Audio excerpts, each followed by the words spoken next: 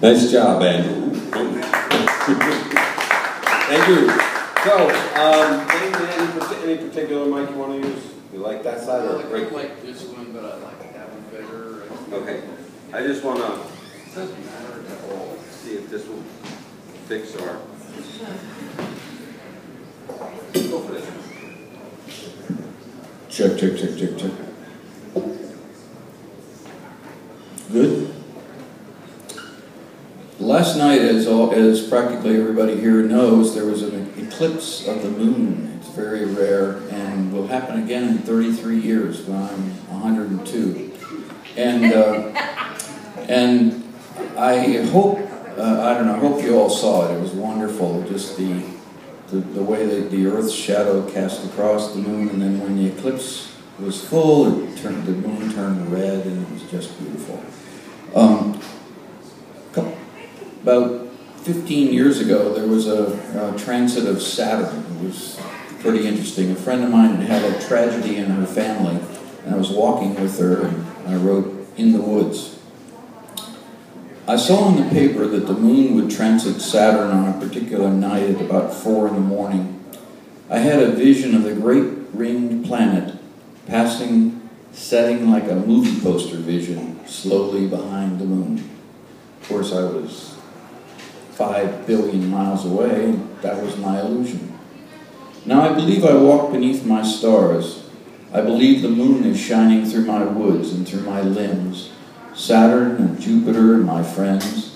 The wind has ceased and the smells are close as those, as quiet in my woods now, lit only by the moon.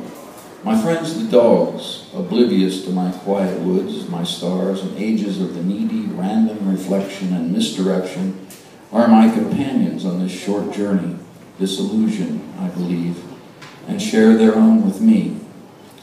One New Year's Eve, not quite midnight, I described to Elizabeth the transit by my moon of that particular night, how the great ringed ball of gas impostor never appeared, how the simple planetary light and friend to dogs passed irreconcilably behind the dark rim of the mountains on the edge of the moon, and that the light reflected back directly to my perfect eyes had been created hours before in the energy of the sun and spun off there and back in different light in its own sweet time. It spun my vision of the moon. Beneath my stars, my moon, whose edge on the limits where it rests, it's sharp. I walk the rhythm of my moon, my stars, my woods, my moon, my illusion. Inevitably, this night reflected from Elizabeth's different light now spins my limbs, my dogs, my moon itself. The message, her message, delivered toneless in transit of her shadowed despair. Between last year and this, some eggnog and my vanity, I ratcheted on how the moon and the planet's motion generated personal sound as the swirling silver gas and dusty rings reflecting light from the sun should approach and disappear behind the limbed moon. My great and ringed ball of gas, my ball of gas, just simple point of light, now there, now not now, now not, disappearing, reappearing somewhere all the time. Now reflecting this poor light on my friend Elizabeth's quiet hopes last New Year's Eve, that comes this particular moon in these particular woods tonight, no less momentous than the disappearance and the disappearing point of light on Elizabeth's despair, realized in my dark wonder, pointless, here in the woods, reflected to the open sky, with my dogs and snow and failing sight, tangled among the great gas balls, reflecting an invisible sun. That's number one.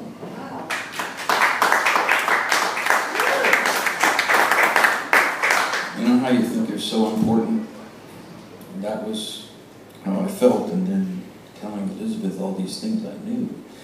And it was her poor loss that she was feeling, and I wasn't, I guess. Anyway, Aftermath, a Memory, The Lovers. I've read this here before.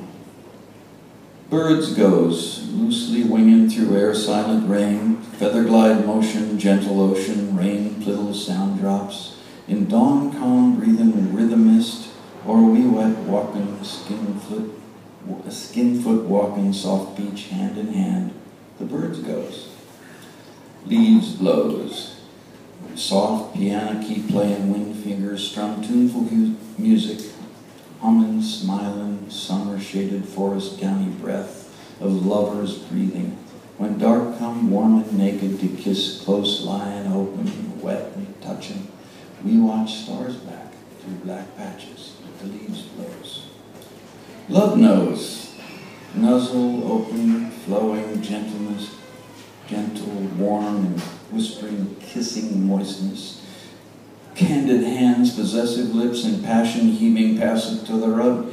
Now bodies arose with petals, liquored wetness, swollen hot to one another, melded madly two and together, naked, lovely, soaking, bursting once inside another, one eternal molten ecstasy. Only love knows. Whoa. Yeah. I'm going to take one more. And she's here. Well, never. Dancer. I went to the New York City Ballet yesterday and saw that thing about the swans, you know, the Swan Lake, and it's just amazing how the story, with absolutely no words, no music, no nothing. Well, music, of course, comes right through to you. Anyway, Dancer.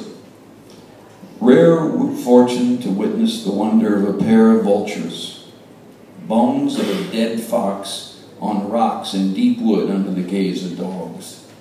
As we approached the cliff, they rose in absolute silence, with the fundamental sacred beauty of their power to float effortlessly above to wait for us to pass. They had no sense of being wondrous or beautiful or of performance. As much as the remains of the fox, we're simply witness to their innocent, inevitable being. Your beauty fills me with wonder and desire. Without performance, your every move, the dance, your inevitable being. Touch me, dance, and let me trust you. Sacred music, extempore, I dare recall my strength possessed to impress your fair, swooping arc, unbound, unbroke, rebound to balance perfect time to perfect end. At the window, in the street, as I breathe, sudden dreams, electric shudder, shock beguiles. Shiver neck, envelop heart, course, current, while. Quick desire, remembrance, embodied vision, aftershock. We dance. Thanks.